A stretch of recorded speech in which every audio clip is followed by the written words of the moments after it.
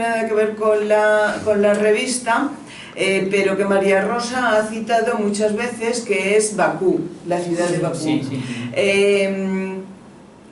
Como saben, porque lo han dicho en la presentación, yo soy la presidenta de la Asociación de Descendientes del Exilio, y he de decirles que nosotros en Bakú tuvimos bastantes exiliados, porque cuando se instaura la República en España y el presidente de la República intenta organizar los ejércitos, bueno, pues lo que eran las fuerzas aéreas estaban muy escasas, eran más ejército de tierra o de marina, y llegaron a un acuerdo con la Unión Soviética para enviar a jóvenes a formarse en la Unión Soviética como pilotos. Bueno, ellos dicen aviadores. Se forman como aviadores. Claro, iba una cuadrilla, se formaba y volvía. Iba después otra, pero claro, las dos últimas que fueron ya no pudieron volver porque en el 39 se había perdido la guerra y se quedaron allí. Estos lucharon junto con el Ejército Rojo, y hay muchísimos homenajes en la antigua Unión Soviética y en concreto en Bakú, recordando a los republicanos españoles que defendieron los campos de petróleo, porque esto era responsabilidad de los españoles. Entonces, bueno, como ha hecho mucha mención a la ciudad, pues quería recordar esto. Bien, comienzo mi intervención dando pinceladas porque no les voy a entretener con todo lo que he escrito. En el año 1917, se está desarrollando una cruenta guerra y Rusia tenía a la población hambrienta. El día 23 de febrero, según el calendario juliano, que corresponde con el 8 de marzo en el calendario gregoriano, las mujeres de las empresas textiles salieron a la calle. Salieron a la calle en la ciudad de Petrogrado. Además, animaron a sus compañeros de otras empresas, sobre todo del metal, a que las acompañasen en esta marcha. Esta marcha tenía un lema que era paz y pan. Las mujeres no tenían con qué alimentar a sus hijos y también tenían a los maridos en la guerra, con lo cual era la eterna polémica de siempre, paz y pan. Esto también ocurrió en la Revolución Francesa en 1789, cuando se hace la marcha sobre Versalles. También el lema era pan. No sé si recuerdan aquella película de María Antonieta, que así como era ella, cuando se asoma al balcón y dice... Sí, se asoma, brioche, que era muy francesa, aunque no era francesa. La población francesa se dirigía al Palacio de Versalles y ella ve por la ventana qué está pasando y pregunta a uno de sus sirvientes y le dice: Majestad, el pueblo tiene hambre, quiere pan. Y dice: bueno, pues si no hay pan, que coman brioche. En la Rusia zarista ocurría lo mismo, pero eran menos frívolos, claro, no decían esto. Bien, pues se hizo una gran marcha promovida por las mujeres, con estos lemas: abajo la guerra y pan para los obreros. Fue un gran movimiento que después se extendió a otras ciudades, y el zar, ante esta situación, claro, no se quedó de brazos cruzados. Dio unas órdenes muy estrictas de acabar con los desórdenes. Y ya en esta primera manifestación masiva de mujeres hubo más de 150 muertos. Bien, las mujeres obreras y las madres, porque están las dos situaciones, tuvieron un papel destacado en la antesala de la revolución, pero fueron las provenientes de las familias nobles las que pasaron a la historia como las emancipadoras y las que desarrollaron el gran papel. La autora del artículo, Olga Novikova, comienza a analizar en su artículo, por ejemplo, el primer Congreso de Mujeres Trabajadoras en 1918, y destaca a una serie de mujeres, que yo voy a trazar unas pinceladas de su perfil para que vean ustedes la situación entre las mujeres trabajadoras de la industria textil que quieren el fin de la guerra y la situación de estas mujeres intelectuales. Bueno, pero antes de entrar en ello quería decir que estas mujeres intelectuales acuden al Congreso de 1918 de Mujeres Trabajadoras y a este congreso también asiste Lenin. Y voy a citar textualmente lo que dice Lenin en este congreso. Si la liberación de la mujer es imposible sin el comunismo no será posible sin una mujer liberada. Estas fueron las palabras de Lenin en el Congreso que quedan recogidos en el artículo. Efectivamente se produjo una simbiosis. La revolución bolchevique hizo posibles muchas conquistas para la población general y para la mujer en particular, y también las mujeres participaron en la revolución rusa de manera importante. Pero, como decía, las que destacaron finalmente fueron las intelectuales provenientes de familias nobles. Entre ellas estaba, ya ha sido citada, Nadia Krúpskaya. Era una convencida marxista, era una mujer intelectual, pero realmente fue conocida por ser la mujer de Lenin. Efectivamente. Sí, con el triunfo de la revolución ella fue la viceministra de Educación. 10 años más o menos estuvo en el cargo. Inés Armand, otra intelectual. Inés Armand era de origen aristocrático, francés, era una mujer con un gran talento intelectual, hablaba muchísimos idiomas y después de la Revolución de Octubre fue la directora de Zemnodel, que era una organización que luchaba por la igualdad de las mujeres dentro del Partido Comunista y los sindicatos. El cotilleo sobre Armand es que era el verdadero amor de Lenin, no Krúpskaya. Bueno, otra mujer importante fue Natalia Sedova. Natalia Sedova se encargó fundamentalmente de conservar los museos y todos los monumentos artísticos. También era una mujer gran intelectual, muy formada, pero también tenía la sombra del esposo, León Trotsky. Y finalmente... ¿El dramaturgo? Sí. ¿El dramaturgo? No, León Trotsky. León Trotsky. Ah, Trotsky. Había entendido Ostrovsky. No, Trotsky. Bueno, y finalmente llegamos a Alejandra Kollontai. Alejandra Kollontai sí es una mujer libre, no tiene la sombra de un esposo detrás, es una auténtica mujer de Estado. Recordar que fue la primera mujer ministra de la historia. No obstante, Lenin la designa para el Ministerio de Bienestar Social, que está muy bien. Sí, ya, pero sí. Claro. Pero que es así. Pero es un ministerio de segunda fila, ¿no? Efectivamente. Con Alejandra Kollontai las mujeres rusas adquirieron muchos derechos. También fue la primera mujer embajadora que hubo en el mundo. Fue embajadora primero en Noruega, después en México y después en Suecia.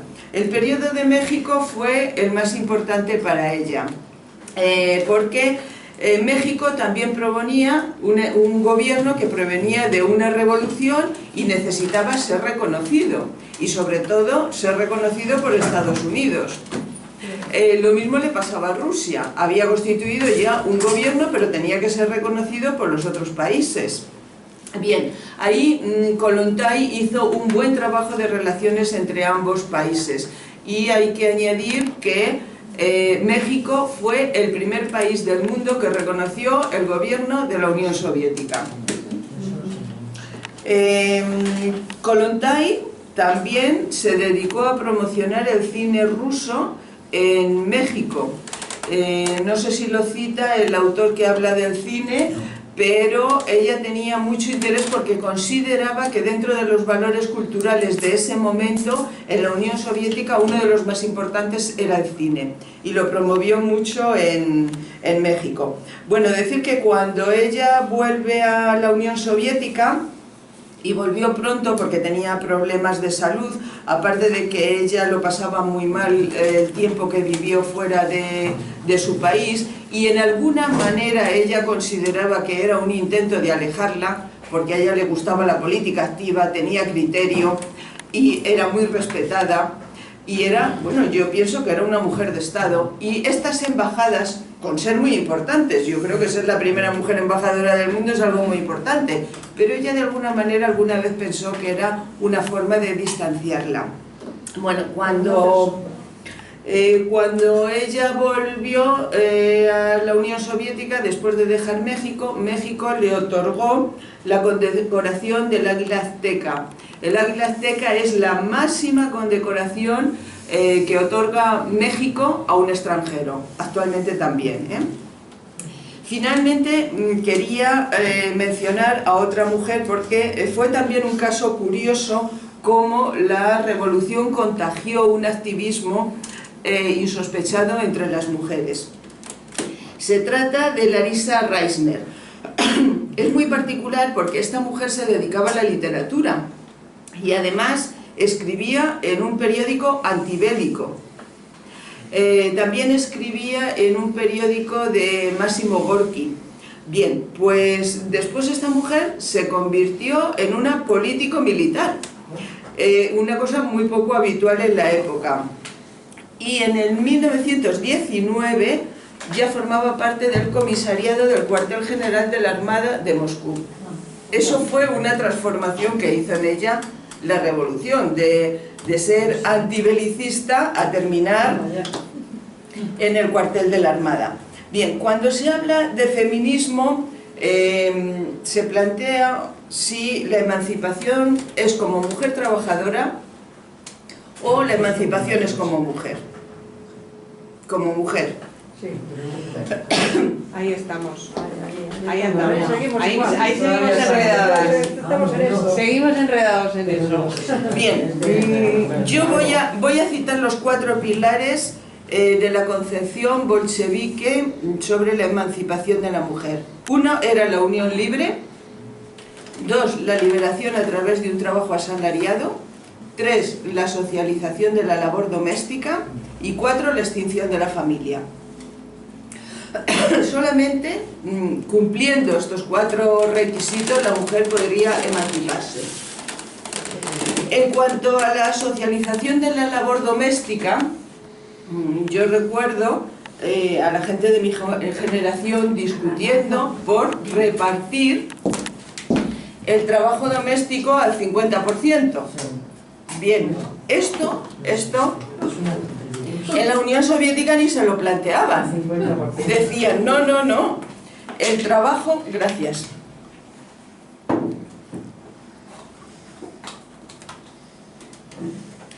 El trabajo doméstico hay que sacarlo al ámbito público, socializarlo y crear unas nuevas ramas de producción. Cosa que ahora se está discutiendo, por ejemplo, en las familias que hay discapacitados, que hay ancianos. Los cuidados. Los cuidados. Sí. Bueno, esto ya se planteó, hay que sacarlo del hogar y que sea una rama más de la producción. Eso por un lado. Que siempre harían mujeres otra vez. Estamos en las mismas. Perdón. Lo que pasa es que en este caso ya son mujeres trabajadoras. Ya son reconocidas, con salario, con derecho, mientras que en el hogar no. Bien, la segunda cosa era la extinción de la familia. Aquí hubo también bastante polémica. En el momento, por ejemplo, de la adopción de los niños, se comprobó que los niños eran adoptados fundamentalmente por campesinos. ¿Por qué? Porque eran mano de obra gratuita. Seguir trabajando. Efectivamente.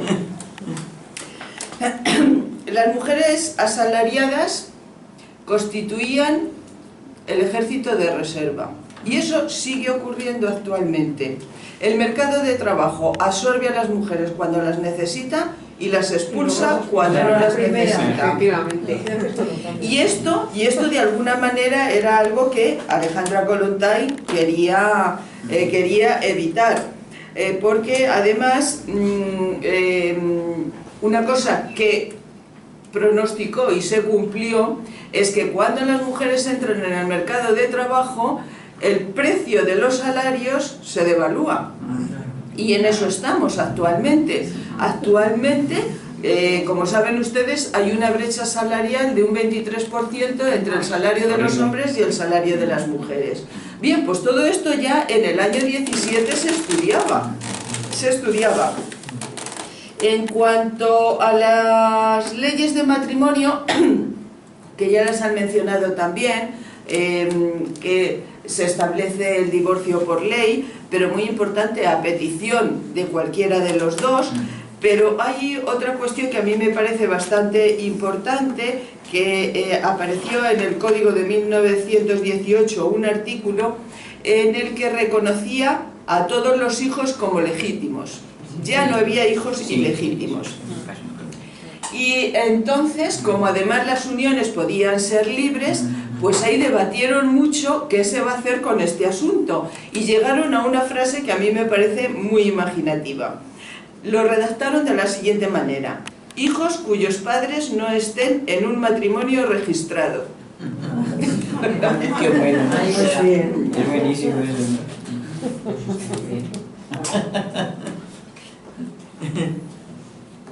Bueno, también fue muy importante el que la mujer tenía derecho a la propiedad, y cuando se casaba, propiedad que podía ser heredada de su familia cuando era soltera, y cuando se casaba seguía manteniendo su propiedad. Este aspecto también es muy importante. También fue muy importante el seguro de maternidad.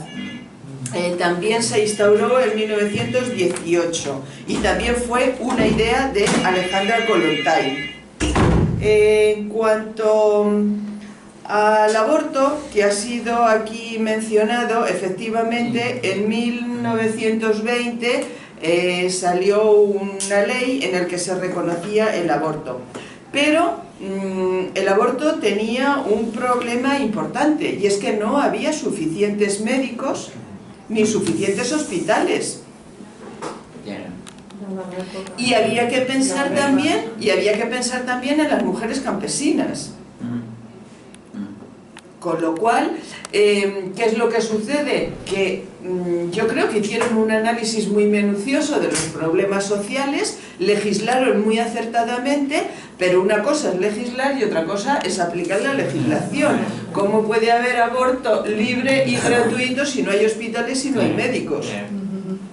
Y eso también, bueno, pues de alguna manera es un problema. También en ese periodo en Rusia había millones de huérfanos, o bien porque su padre había fallecido en la guerra, o la madre incluso los había abandonado, etcétera, ¿no? Bien, pues en este caso lo que hicieron para los huérfanos, porque querían evitar a toda costa que fuesen adoptados por campesinos, en las fincas expropiadas a la aristocracia, crearon un espacio especial para los niños donde se podían formar, podían hacer deporte, estaban alimentados, etcétera, etcétera.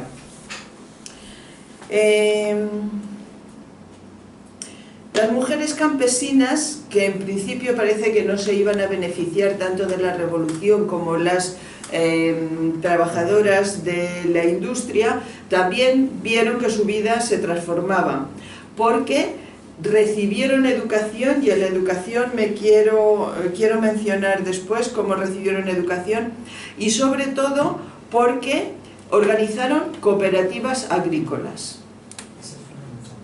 Era una forma de darle también una salida a las mujeres. Yo, cuando leo sobre este periodo de la Revolución Rusa, encuentro un gran paralelismo con lo que ocurrió en España en el año 31. Los logros de la mujer, también divorcio, aborto, propiedad, derecho al trabajo, derecho al voto, derecho a asociación. Hay un paralelismo muy claro entre la República Española y lo que pasó en la Unión Soviética. Respecto a los derechos de las mujeres trabajadoras, bueno, pues muchas de ellas combatieron en la revolución dedicadas fundamentalmente a organizarse como mujeres. De ahí la pregunta mía inicial, ¿la revolución primero las trabajadoras o primero las mujeres? Yo he de decirles que no lo tengo tan claro, porque, vamos a ver, una mujer puede tener más paralelismo con un hombre que está trabajando en la máquina de al lado que con su jefa, que sea mujer. Es decir, puede tener más paralelismo con el hombre y más identificación que con otra mujer. Entonces, yo diría como mujeres trabajadoras. Claro, yo también. Como mujeres trabajadoras, no como mujeres... Porque hay una polémica entre los marxistas. Los marxistas decían el socialismo traerá la liberación de la mujer. O sea, lo primero es el conflicto de clases. Mientras que hay grupos feministas que dicen que no, que primero la liberación de la mujer. Por eso yo lancé la pregunta al aire.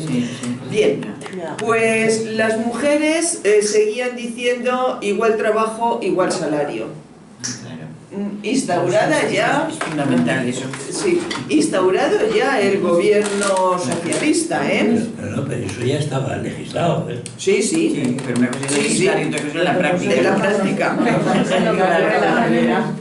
En la práctica, efectivamente. Bueno, en cualquier caso, si hubiera que destacar algún logro de la revolución, para mí, y no sé si es por deformación profesional, porque soy profesora, para mí el mayor logro es la alfabetización. Sin duda, sin duda, sin duda. Pero en cualquier revolución que sea. El gran logro fue sacar del analfabetismo la mayor parte de la población. Les voy a dar unos datos, muy pocos para no cansar. A principios del siglo XX, entre la población rusa, el 78% era analfabeta. 78%. Con la creación del Comisariado Popular de Educación, en noviembre de 1917, es decir, menos de 2 meses del triunfo de la revolución, se establece como primer objetivo la educación. Y se establece entre la población de 8 a 50 años. De 5 a 50. De 8 a 50 años. A pesar de las dificultades que había, porque continuaban en guerra, en el 17. Bien, bueno, pues a pesar de esto, en el año 1929, el porcentaje que les he dado bajó a un 40%. Es decir, en 1929 bajó del 78% al 40%. Y en 1937 había bajado al 20%.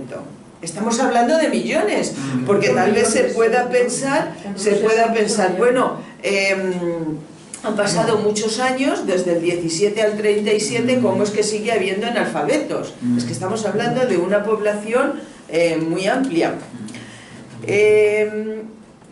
Por dar un último dato, entre 1920 y 1940, 60 millones de personas adultas aprendieron a leer y a escribir. Y bueno, y esto lo hicieron de una manera muy solidaria, que después ha sido copiada por otras revoluciones como la Revolución Cubana. Aquellas personas del ámbito urbano que sabían leer y escribir tenían un periodo de tiempo obligatorio para ir a alfabetizar al campo. Claro. Sí, la Revolución Cubana también hizo esto, ¿eh? Sí, porque los estudiantes iban a trabajar también. Y la Brigada Conrado Benítez, en Cuba. Sí, y otras muchas. Bueno, así se crearon una red de bibliotecas, se le dio mucha importancia a la educación física y artística. Nuestros exiliados en la Unión Soviética, que fueron aquellos niños de la guerra que después no volvieron, a nosotros nos lo cuentan con verdadera admiración la educación que recibieron. Dice, vamos, es impensable en sus familiares que quedaron en España, porque estarían en el bando nacional, por la razón que fuese, dice, desde luego, nadie conocía la música clásica, no sabían tocar ningún instrumento, etcétera, etcétera. Mientras que ellos sí. La escuela finalmente era obligatoria, gratuita, mixta y laica. Exactamente igual que la de la República Española. Creí que ibas a decir como la de aquí, ahora digo. No, como la de aquí no. Más bien, no. Bien, y la educación abrió grandes posibilidades no solo a la mujer, sino también a la mujer campesina. Fue importantísimo. Bueno, y yo finalizo con el recuerdo a una mujer que no sé por qué cuando se habla de la Revolución Rusa no se la cita, y que a mí me parece que tiene mucho mérito, que es Valentina Tereskova. Ah, sí. Es una mujer contemporánea, claro, que fue La la primera cosmonauta. La primera que por el espacio, sí. Sí. Valentina Tereskova. ¿Pero qué, Bueno. pero qué papel hizo esta? Aparte de Cosmonauta. Cosmonauta. Cosmonauta. Ella fue lanzada. La Yo Tereskova. preguntaba si además tuvo un papel en esto de la mujer, de no sé qué. Bueno, después tuvo un papel destacado en el Partido Comunista, fue diputada durante mucho tiempo y sí, está viva, vamos, digo, el pasado fue diputada, sí, vive. Fue diputada durante mucho tiempo y también luchó mucho por las mujeres en estos campos tan poco comunes para las mujeres, como ser cosmonauta. Por eso a mí me gusta recordarla, no tanto por la hazaña, que fue muy importante, sino como mujer, ya como en la mujer. época y Sí. frente a tanto a los hombres. Es verdad, sí, es cierto. Bueno, pues muchas gracias. Bueno, intento ajustarme lo máximo.